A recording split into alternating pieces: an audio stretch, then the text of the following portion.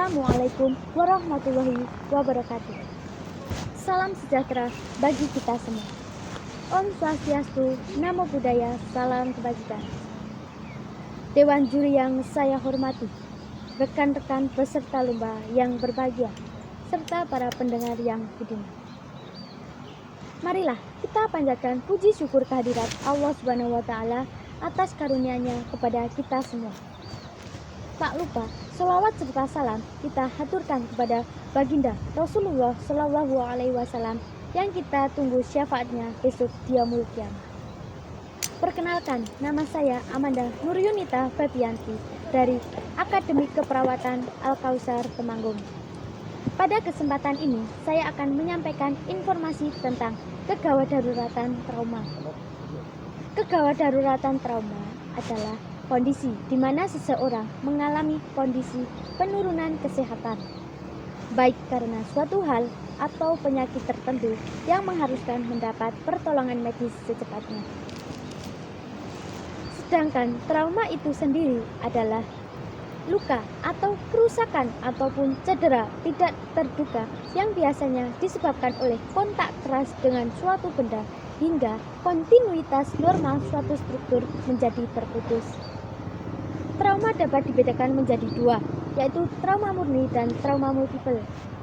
Trauma murni terjadi ketika individu didiagnosa mengalami cedera pada bagian anatomis yang mayor. Sedangkan trauma multiple atau biasa disebut dengan politrauma adalah kondisi di mana individu mengalami dua atau lebih cedera pada organ tertentu.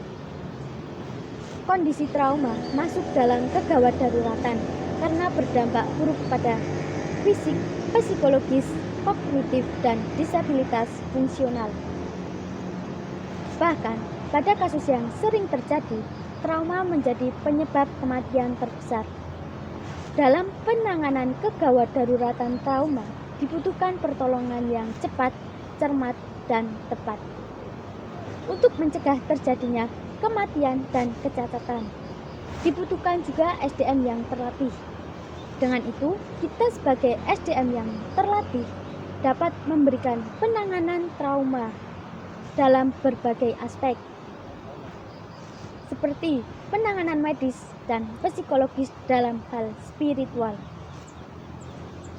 Sedangkan dalam penanganan fisik yang berdampak menyebabkan trauma psikologis, kita dapat memberikan alternatif terapi Bikir. Secara fisiologis, Bikir akan menghasilkan beberapa efek medis dan psikologis yang menyebabkan seseorang seimbang kadar serotonin dan norepinefrin di dalam tubuh. Hal itu merupakan morfin alami yang bekerja di dalam otak, yang menghasilkan efek tenang dan nyaman setelah berzikir. Zikir yang dilafalkan dengan baik dan benar sesuai dengan aturan ilmu tajwid akan menghasilkan efek positif bagi kesehatan tubuh.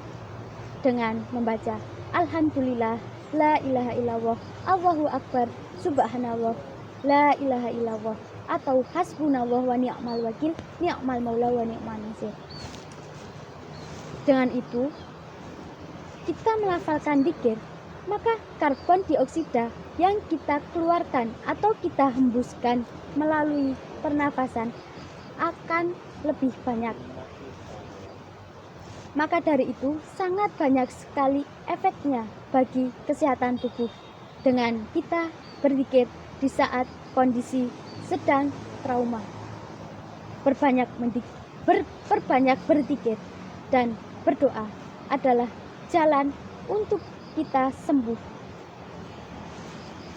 Kiranya sekian yang dapat saya sampaikan. Kurang lebihnya mohon maaf. Wassalamualaikum warahmatullahi wabarakatuh.